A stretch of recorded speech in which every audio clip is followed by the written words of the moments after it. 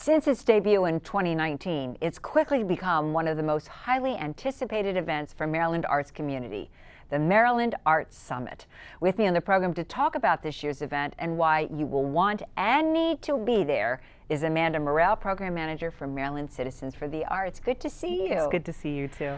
I know about the Arts Summit, but I think there may be some of our viewers who don't. But before we even talk about this, let's talk about the Maryland Citizens for the Arts, otherwise known as MCA. Tell me a little bit about the organization. Sure, we're a statewide advocacy organization. So in advocacy, it's a lot of education. So we educate both the community on the importance of public funding for the arts, which is funded through the Maryland State Arts Council. And we also educate lawmakers on why it's so important to have that public funding and that support from the state. Yeah. So now you have 3 major events a year, basically. I mean, you're working all year round. I want to make that clear. But you have 3 major events. We're going to talk about all of them, but let's first focus on the one that's coming up shortly. Tell us about the summit. So the Maryland Arts Summit came out of, we saw a need for more networking and for people to have a place to share both their art, their practicing art, and their arts programming. So we, as a collaborative effort, the Maryland Citizens for the Arts, the Maryland State Arts Council, the Department of Education, Fine Arts Office, and Arts Education in Maryland Schools came together to program a conference. Oh, wow. We also wanted to, we realized in our experience, I'm speaking using that a lot of times when you present at a conference, there's either a small stipend or the stipend is covering the registration fee, right? So we really wanted to make sure that we put forth an effort to find the money to pay presenters, to pay performers. There's a marketplace, an artist bazaar, where people can showcase, again, their art and sell their wares. Right. And for that, we don't charge for someone to have a table. There are plenty of craft fairs and art shows where the fees are quite high, and we wanted to make sure that if we were bringing the sector together, we wanted everyone to have the most opportunity to get the most out of it, both for making money and for networking and gathering together. Right. Now let's talk about the basic facts of the summit. It is going to be held in June. Absolutely, June 9th and 10th. Okay. At UMBC. They were gracious enough to host us the first year that we did this in person. The last couple of years we've been virtual. We've been virtual. Yeah. And they were more than happy to have us back again. Their team is wonderful. Well, it's a beautiful facility. Absolutely. I mean, just gorgeous, different dance spaces, recital halls, all of that, and then places again for artists to display their wares. And this isn't just, so you're going to have artists there, you're going to have arts administrators, but also the general public, people who love the arts, can come as well, correct? Absolutely. So the Arts Summit is for arts educators, for advocates, for art lovers, enthusiasts, everyone really in the arts community in Maryland. Which we're administrators, we're also practicing artists. Yeah, it's a fun bunch. I mean, it's a fun 2 days. It's a fun 2 days. And you learn a lot and you make a lot of good connections. Absolutely. So for the whole schedule of events, there's too many to talk about right now. You can go online to your website, correct? You can register there as well? Yes, so we'll be, registration is on the page. There'll be a full schedule, information about presenters, and we plan to have a packed schedule. And it will be. Lunch will not just be lunch. Lunch will have alternatives, time for networking. Right.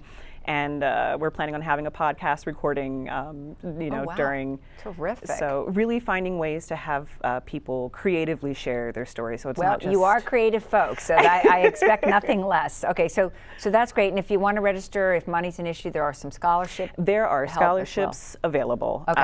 And we don't like to turn people away. Okay. So we have quite a few scholarships available. So if you want to come, we want to make sure that we can make that happen. Okay, so this whole Art Summit actually was inspired by something that was a little small, which was the Arts Lab. Can you tell me quickly about that? Absolutely. So Arts Lab is it's a fall symposium. It's a much smaller event, usually around 125 5 with I've attended one of those. Yes.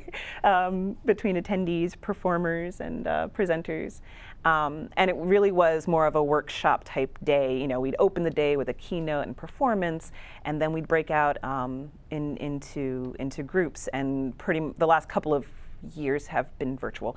But before that, my first couple of years with MCA, we kind of kept people together in a pod, and they traveled to each of the sessions throughout the day. And of course, there's food. We always feed people. I right? can attest. Breakfast The and food lunch. is the food is very good. And then I guess some folks, your colleague Nicholas Cohen calls it the signature event. I know you think all three are signature events. Tell us about all the advocacy work you do, not only year round, but that very important day, which is Maryland Arts Day. Sure, Maryland Arts Day. We in the before times, we had between 500 and 600 advocates. Again, those arts educators. And I was there. I'm always there every February. There. Yeah. We go down to Annapolis, and we, again, very much so, we educate everyone on what the ask is for the, and it's usually the appropriation for the State Arts Council that we ask the General Assembly to support every year. Yeah. And we then have time to have our lawmakers come to us, and many counties, for any lawmakers that are tied up in meetings or any hearings, they put packets together, and they will go to the offices and deliver, you know, information. And again, it's that important, you know, why it's important to have public funding. Yeah, and it's important. And this year, just in the little time we have left, this year you've done very well. It's been a tough 2 years for the arts. It has been. But you've gotten some great support from the state. We've been very fortunate to have continued funding, and our funding has actually grown the last couple of years, despite being in a pandemic. Yeah, so you have what, $28.8 million? $28.8 million for the State Arts Council, and that's for general operating grants and grants for teaching artists and arts education programs, folk and traditional arts.